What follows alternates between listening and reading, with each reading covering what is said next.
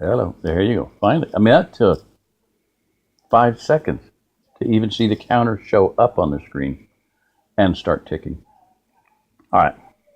We interrupt this program, A.T. Hagan section called Apprehension Part 2. The first drops were coming down as they rolled into the yard, so they rushed the bikes into the barn, then trotted to the dryness of the house. Anne asked John, "What do you plan to do about the dogs? Is this something that the sheriff's department should handle? Why you? The county's got animal control people for this. Why not call them?" "Well, darling," he replied, "that's exactly what I'm going to do.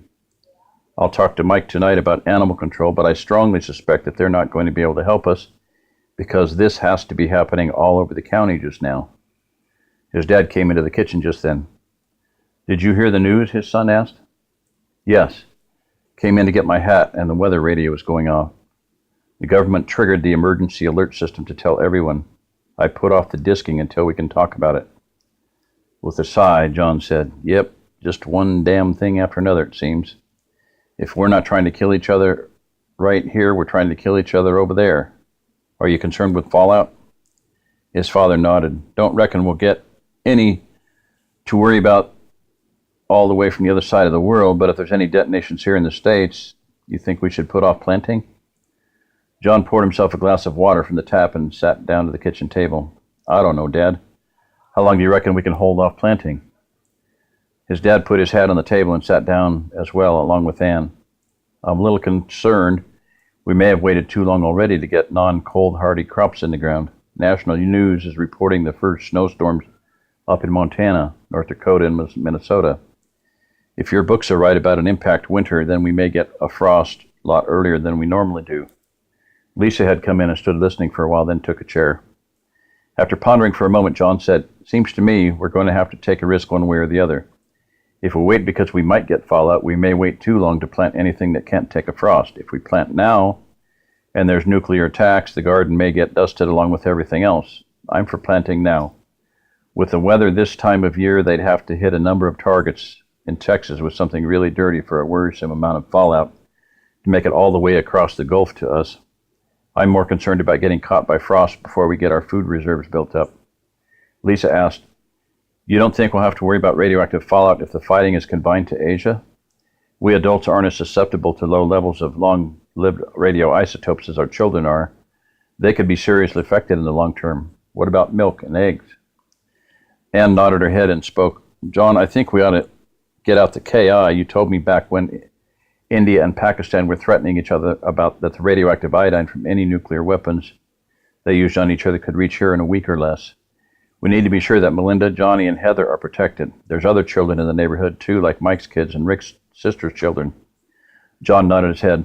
"Okay, I suppose we might as well. There's a small risk in using that much iodine, but it's probably smaller than the risk from the radioiodine from the Asian nukes.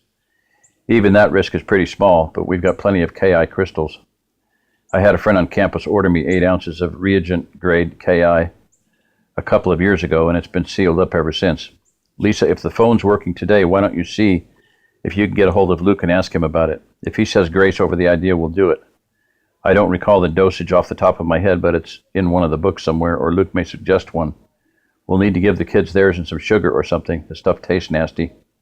No one dissented, so Robert brought the subject back to agriculture. "Well then, I'll get on with the disking tomorrow." "Have you found that list of crops that are UV resistant yet?" "No, not yet," John said, shaking his head. "It's in Carney's book, I think, or one of the others. I'll dig it up tonight before going to bed.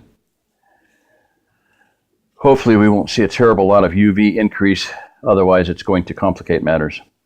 Another complication is the feral dog problem. It's steadily getting worse and is threatening to seriously affect livestock production. Only going to get worse when the weather turns cold. You got any ideas?" Filling a glass with water, his father replied, "Been talking it over with Ed. We figure the best thing to do is an old-fashioned driven hunt. Put the word out to the community to confine their dogs on a selected day. Get a group together to act as beaters and start them on one end and have everyone else in the wide U and drive them into it. Any dog we see that's loose gets shot. Probably have to do it periodically for a while." "That's a good idea," his son nodded. "In fact, I think it'll be a good way to start putting the rudiments of a community network together for communications and teamwork.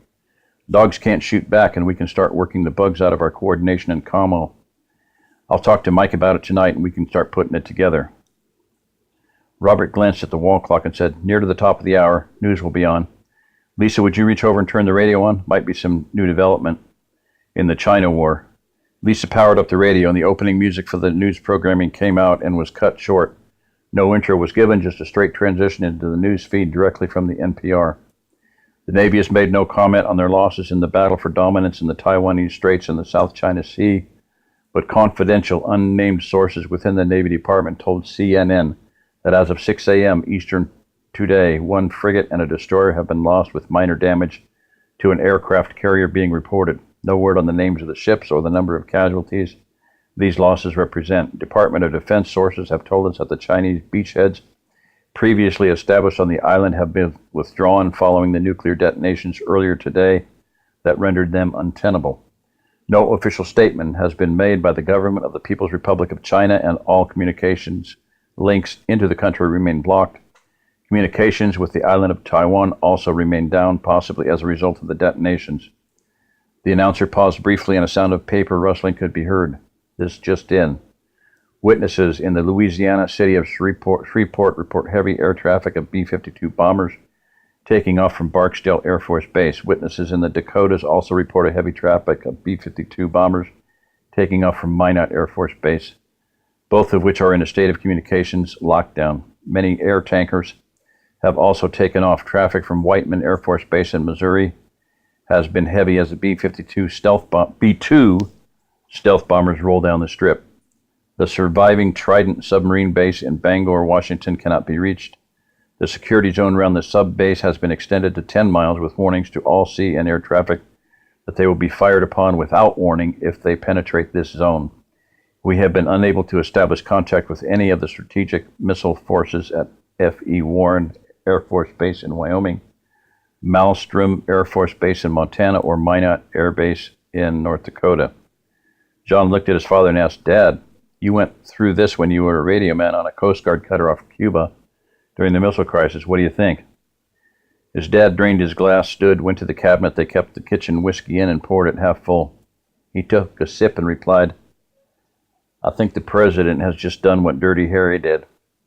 He's pointed the strategic forces of the United States at the Chinese and said, well, do you feel lucky, punk?